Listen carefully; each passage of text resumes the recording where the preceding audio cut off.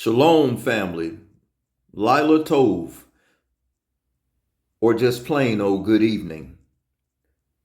The weapons of indignation when the hammer of the earth is broken.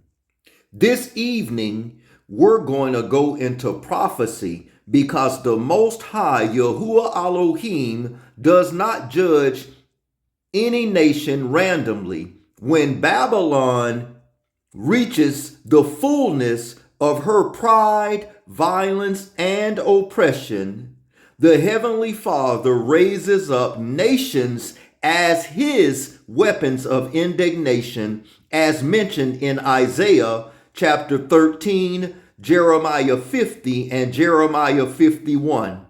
Those weapons are the Medes and the Persians, and the judgment is not ancient history, but it is prophetic. In this evening's short lesson, we are going to show without a shadow of a doubt who the modern weapons of the Creator's indignation are. Pay close attention, fair use. I have a few things to share with you, then I'll be back with you momentarily. And we are interrupting regular programming with the latest developments on the situation in the Middle East. Here's what we know so far at this hour. President Trump overnight announcing major combat operations against Iran called Operation Epic Fury. The operation, a joint U.S. and Israeli attack said to be targeting Iranian government and military sites. Iran is reporting civilian casualties, including dozens at an elementary school. U.S. military officials say they are looking into those reports. American officials say the operation could last for days. The IDF now saying U.S. and Israeli forces launched hundreds of strikes, and they say several senior leaders were eliminated. President Trump warning that there could be U.S. casualties as well. A U.S. official tells ABC News that American forces have intercepted multiple Iranian missiles targeting bases and allies in the region. That includes Jordan, Bahrain, Kuwait, UAE, and Qatar. We're monitoring all of this. You can see some of the early videos coming in, smoke rising we've seen in Tehran, the capital of Iran. And overnight, President Trump speaking about the operation. Here's what he had to say. Listen. A short time ago, the United States military began major combat operations in Iran. Our objective is to defend the American people by eliminating imminent threats from the Iranian regime, a vicious group of very hard, terrible people. Its menacing activities directly endanger the United States, our troops, our bases overseas, and our allies throughout the world. For 47 years, the Iranian regime has chanted death to America and waged an unending campaign of bloodshed and mass murder, targeting the United States, our troops, and the innocent people in many, many countries. Among the regime's very first acts was to back a violent takeover of the U.S. Embassy in Tehran, holding dozens of American hostages for 444 days. In 1983, Iran's proxies carried out the Marine barracks bombing in Beirut that killed 241 American military personnel. It's been mass terror, and we're not going to put up with it any longer. From Lebanon to Yemen and Syria to Iraq, the regime has armed, trained, and funded terrorist militias that have soaked the earth with blood and guts.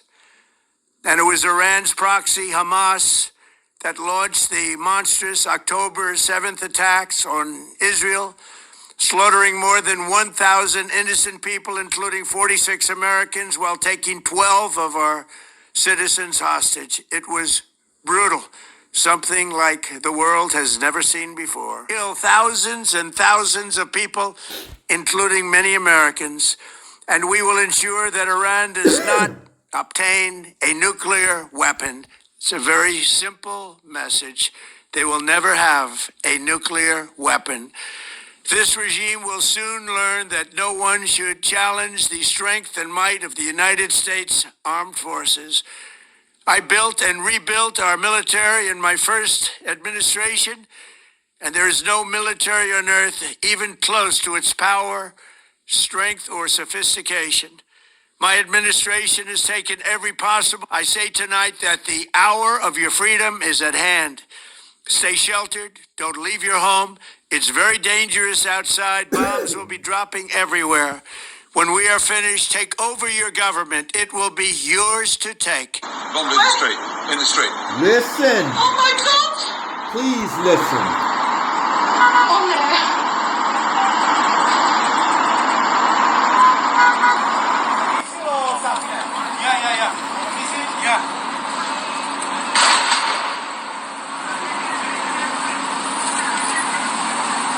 Subscribe to this channel, family.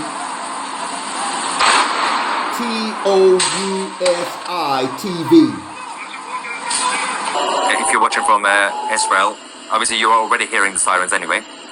But this is live right now, Listen. a live camera from Tel Aviv. We also do have the rest of the region, which we'll get to. We are getting more updates about the situation in the Strait of Hormuz. Of course, it's now been officially closed by the IRGC, which is a bit of an fact. Look. Of the supreme leader, his office and compound, Ali Khamenei, was attacked and destroyed. Look. They hit the compound. They flattened the compound of Khamenei, the guy says. So obviously every video. Book of Mark, chapter 13, verse 23. But take heed, behold, I have foretold you all things.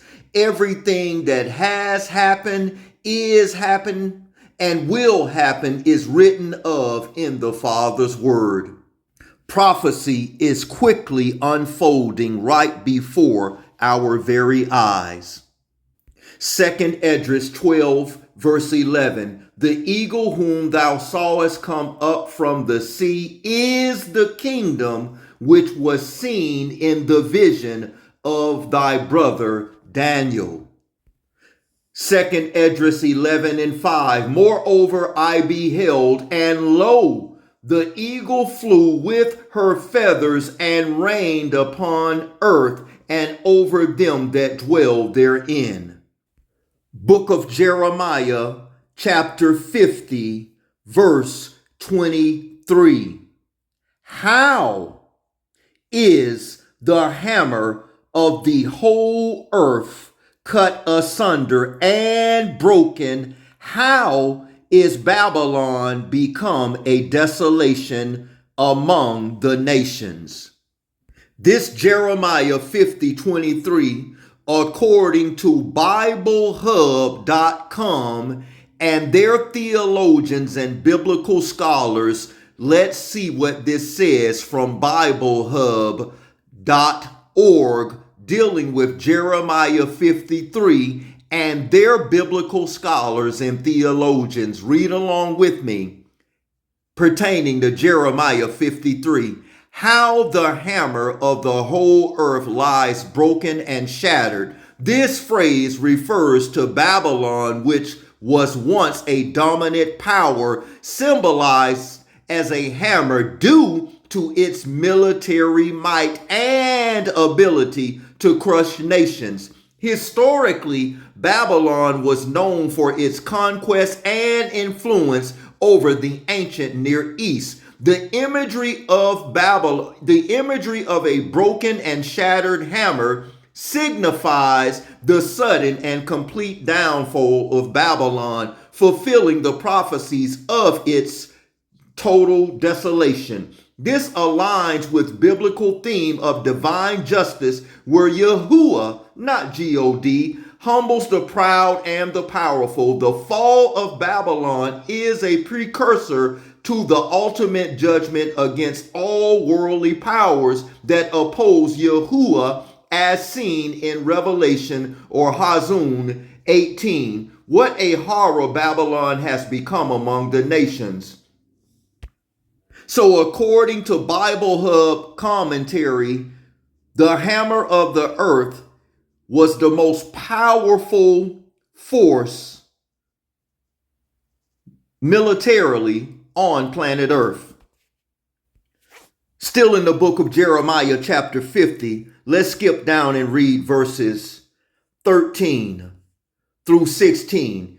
Because of the wrath of Yahuwah, it shall not be inhabited, but it shall be wholly desolate. Everyone that goeth by Babylon shall be astonished and hiss at her plagues. Put yourselves in array against Babylon round about, all ye that bend the bow. Shoot at her, spare no arrows, for she have sinned against Yahuwah. Shout against her round about, she have been given her hand, her foundations are fallen, her walls are thrown down, for it is the vengeance of Yahuwah.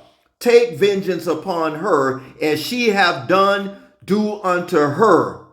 Cut off the shower from Babylon, and him that handleth the sickle in the time of harvest, for the fear of the oppressing sword. They shall turn every one to his people, and they shall flee every one to its own land. Let's go back and revisit verse 22 of this same chapter. A sound of battle is in the land, and of great destruction. How is the hammer of the whole earth cut asunder and broken? How is Babylon become a desolation among the nations? I have laid a snare for thee, and thou art also taken, O Babylon, and thou was not aware. Thou art found and also caught, because thou hast striven against Yahuwah. Verse 25, pay close attention. Yahuwah hath opened his armory and have brought forth the weapons of his indignation. For this is the work of the master Yahuwah of hosts in the land of Chaldeans. Who is the weapons of Yahuwah's indignation? Before this is revealed, let's look at verse 40. As Elohim overthrew Sodom and Gomorrah and their neighbor cities, therefore saith Yahuwah, so shall no man abide there, neither shall any son of man dwell there. Behold, a people shall come from the north, and a great nation, and many kings shall be raised up from the coast of the earth. They shall hold the bow and the lance. They are cruel and will not show mercy. Their voice shall roar like the sea, and they shall ride upon horses, every one put in array like a man to battle against thee, O daughter of Babylon. Now, who are the weapons of Yahuwah Elohim's indignation, which we covered and read in Jeremiah 50, verse 25? The weapons to the Creator's indignation is found in Jeremiah chapter 51. Let us go read this together. Jeremiah 51 and 1. Thus saith Yahuwah, behold, I will raise up against Babylon and against them that dwell in the midst of them that rise up against me a destroying wind. The destroying wind is found in the book of Zechariah chapter 14, around verse 12, where it says, their eyes and their tongue shall melt in their mouth. There's only one thing on earth that can do that. That destroying wind, once again, is found in the book of Zechariah 14, around verse 12. And I will send unto Babylon fanners that shall fan her and shall empty her, for in the day of trouble they shall be against her round about. Against him that bendeth the bow, let the archer bend his bow, and against him that lifteth up himself his brigadine, and spare ye not her young men, destroy ye all of her host. Listen, verse 6. Flee out of the midst of Babylon and deliver every man his soul. Be not cut off in her iniquity, for this is the time of Yahuwah's vengeance. He will render unto her a recompense. Babylon have been a golden cup in Yahuwah's hand that have made all the earth drunken. The nations have drunken of her wine, therefore the nations are mad. Verse 9, verse 8, Babylon is suddenly fallen and destroyed. How for her take balm for her pain, if so she may be healed. We would have healed Babylon, but she is not healed. Forsake her, and let us go every one into his own country, for her judgment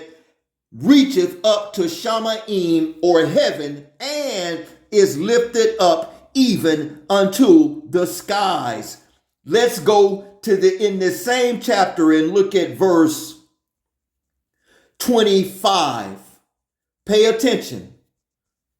Behold, I am against thee, O destroying mountain, saith Yahuwah, which destroyeth all the earth, and I will stretch out my hand upon thee, and roll thee down from the rock, and will make thee a burnt mountain.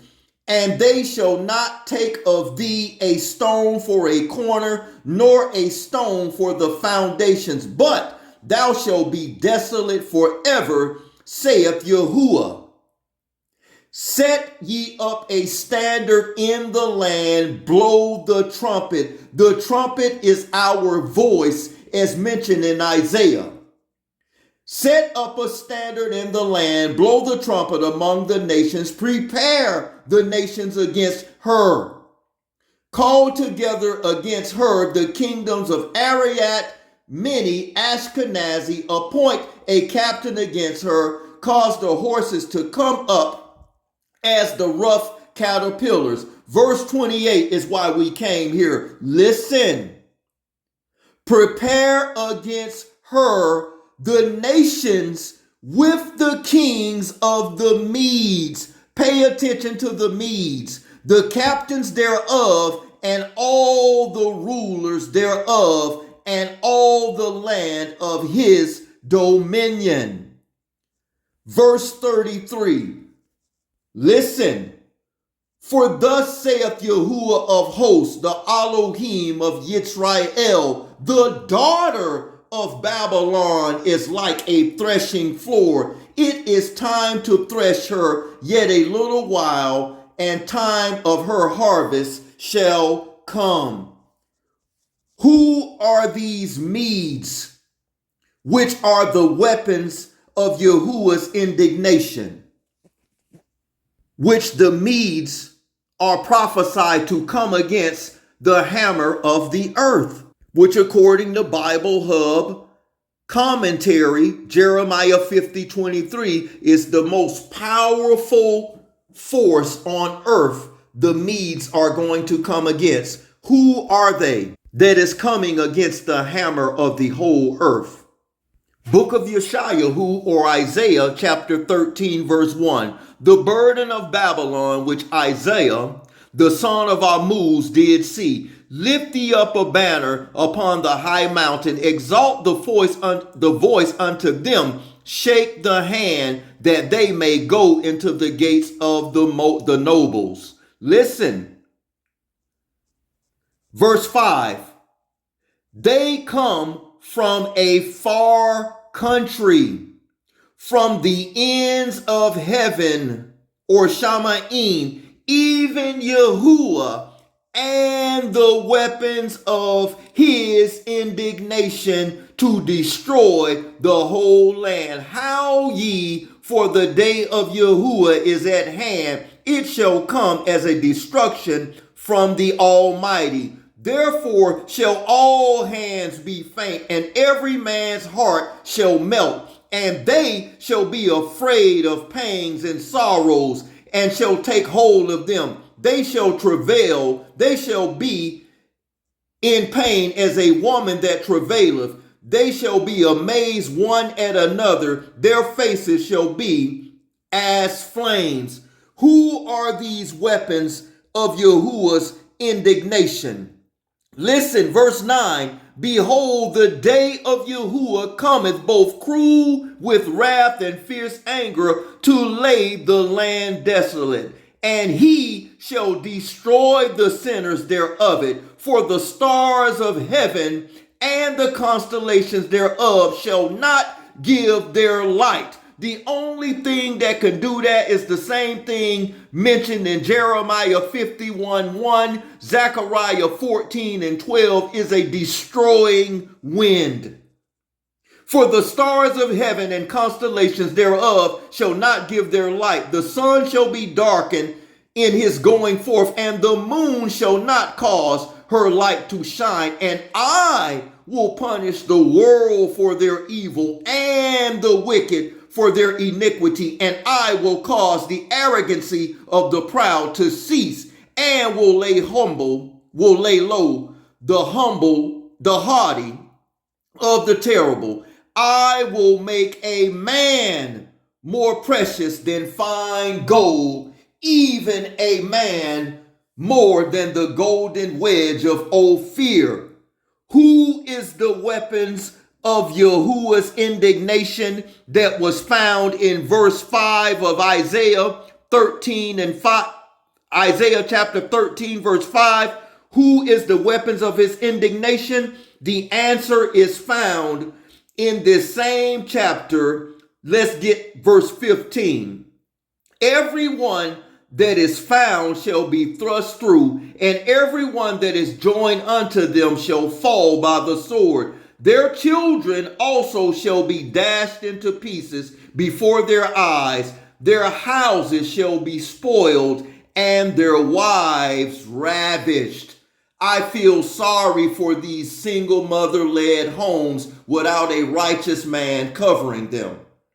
Behold, I will stir up the Medes against them, which shall not regard silver, and as for gold, they shall not delight in it. Their bows also shall dash the young men to pieces, and they shall have no pity on the fruit of the womb. Their eyes shall not spare children, and Babylon, the glory of the kingdoms, the beauty of the Chaldees, excellent, shall be as when Elohim overthrew Sodom and Gomorrah. Who are these Medes that are coming against the hammer of the earth? I always give my sources. What we're about to read is coming from the Zondervans King James Study Bible that was published by a Mr. Bernie and Pat Zondervans. This is their pictures. So what we're about to read is coming from the King James Zondervans Study Bible. Who are the Medes, the weapons of Yahuwah's indignation that is coming against the hammer of the earth? According to the King James Zondervan Study Bible, Isaiah 13 verse 16 footnote coming from the Zondervan King James Study Bible, verse 16, dashed to pieces, invading armies, often slaughtered. You see it there, the young ones. Thus they were to be no future warriors, nor would there be a remnant through which the city or country or people might revive. Then you see the scriptures there. The wives ravished, single mothers with no covering. Oh, Father, that's for another lesson. Women also suffer greatly in war with their husbands deleted. They were often used, you see it there, as street women. See the note on Amos chapter 7, verse 17. According to the Zondervans, Mr. Pat and Zondervans, and their theologians and biblical scholars, Isaiah 13 and 17, the Medes, located in what today is northwestern Iran. The Medes and the Persians are the Iranians, which will swiftly come against the hammer of the earth, which according to Bible Hub commentary, Jeremiah 50:23, is the most powerful kingdom on the earth, will come against. The Medes are the father's weapons of indignation. Prophecy is quickly unfolding. Please pay attention. Fair use. Let me share this with you. I'll be back with you momentarily. And those that follow the ministry will know 100% where I'm coming from with what I'm about to share with you. Fair use. Pay attention. Check this lesson out in your spare time, family. You see it here on the screen. Canaanites. Everybody say Canaanites. Listen. Who are the Canaanites? Well, if you've read through the Bible, you'll know this, okay? There was the flood of Noah, right, in the book of Genesis. Listen. And then Noah had 3 sons, Shem, Ham, and Japheth. And among his 3 sons, one of his sons actually committed an abomination with Noah. Respect and to as a this result, gentleman. he was Much cursed. respect. And that son, friends, here's the truth that you have to understand from this sermon. You have to take this truth with you and explain it to other Christians. Modern Jews are Canaanites. Woo. Explain it to other Christians. Modern Jews are Canaanites. Woo. Canaanites. And the DNA says so. In the 2020 study, this is the name of the study, so you can look it up. The Genomic History of the Bronze Age Southern Levant. It's published in the Cell. Researchers analyzed the DNA from 93 ancient individuals from across the Levant and compared the remains with that of 1,663 modern individuals, including many Ashkenazis. The conclusion: modern Ashkenazi and Arabic, but Ashkenazi populations are descendants of the ancient Canaanites. Now, friends, we just walked through the scriptures. The Canaanites are the Hamites, and they're a separate ethnicity from the Shemites. Whoa. Let me sentence of the ancient Canaanites. Jerusalem Post released a headline about this study. And the headline reads, modern Jews and Arabs retain more than half their ancestry from Bronze Age Canaanites. Woo. I'm sorry, genetically, more than half means majority, which means, and in a lot of cases, the Ashkenazis were like 80+% Canaanite. Wow.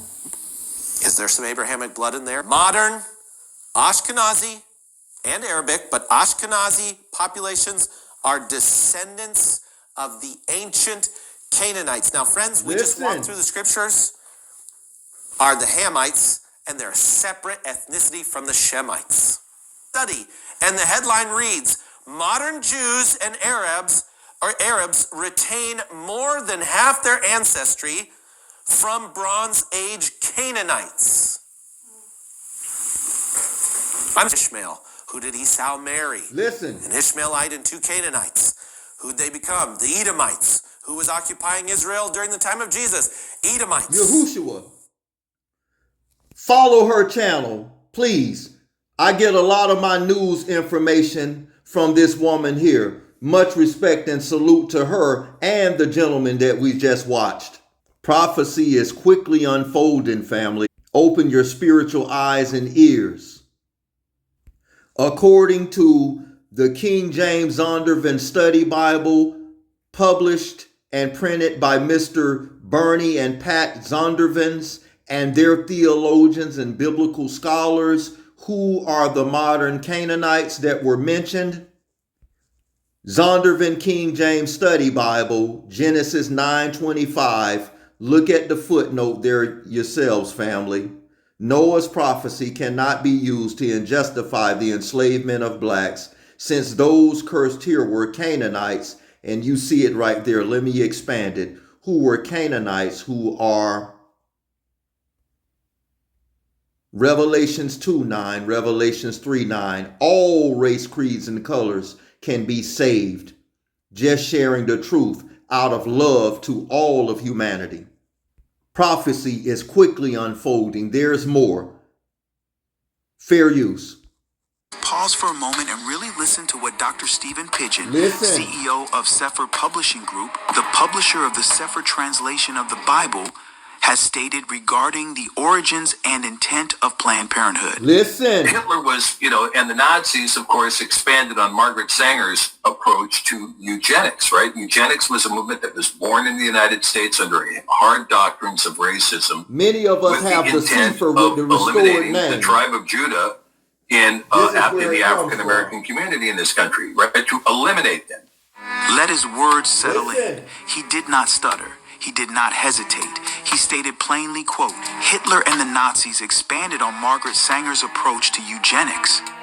Eugenics was a movement born in the United States under hard doctrines of racism, with the intent to eliminate the tribe of Judah in the African American community in this country. To participate in DNA testing to prove who they are. Abram's descendants are the ones who have the right to have this land, correct? Yes. Okay. Why don't we do genetic testing on everybody in the land and find out who Abram's descendants are? It's really simple. We've cracked the human genome. We can do that. Why don't we do that? Would you be against doing that? Prophecy quickly unfolding. Not only did he raise his point in conversation with Mike Huckabee, but he also began questioning the legitimacy of Benjamin Netanyahu's bloodline. Listen. If Bibi's family, we know they lived in Eastern Europe. There's no evidence they ever lived here. He's not religious. But in what sense ancestrally, how do we know that? Do you have his family tree? No, we don't. Do you? When I show you what I'm about to show you, your mind will be blown. You're going to be blindsided. Every single Israeli prime minister has a fake name. Listen. Did you know that? I was just talking about Ben Gurion. Do you know what his original name is? It's Grun. Gruen. He changed it to make it sound more Jewish and sound more Middle Eastern. Do you know what Netanyahu's real name is? It's not Netanyahu, it's Milkovsky. This story begins in October 1949, 1 year after Israel's formation. This is when Netanyahu was born, the second child of a historian. His paternal grandfather was a rabbi and a Zionist writer. His name was Nathan Milikowski. Later in life, he Hebraized his surname from Milikowski to Netanyahu, a name which means God has given. This is Yair Netanyahu's DNA test that has been leaked. You can see right there his Y DNA is RM198. Descendants of RM198 come from Poland, Russia, Germany, and other European countries. Does this look Semitic to you? Does this look Middle Eastern? Listen. Maybe you will ask, who is Mr. Milikovisky? I did ask, and you told me, but I didn't know before. He is Benjamin Netanyahu. This is the real name. Prime Minister or President of Israel. The colonial settler state. Repent. Prepare yourselves, family. Prophecy is quickly unfolding. Family, Babylon is never judged by accident. When the pride reaches heaven or Shamaim and her violence fills the earth, the Most High raises up his weapons of indignation. Everything that has happened, is happening, and will happen is written of in the Father's word. Isaiah saw it, Jeremiah confirmed it, and Revelation echoed it. The question is not if Babylon falls. The question is whether you will still be inside of her when she does. Come out of her, my people, that you be not partakers of her plagues. And historically, the population centers is always the focal point. Even according to the book of Revelation, around chapter 16, the islands of the seas won't get away. Like, share, subscribe. Stay tuned to this ministry because there is so much more to come. Elder O signing off. Much love and respect to all of humanity. Shalom.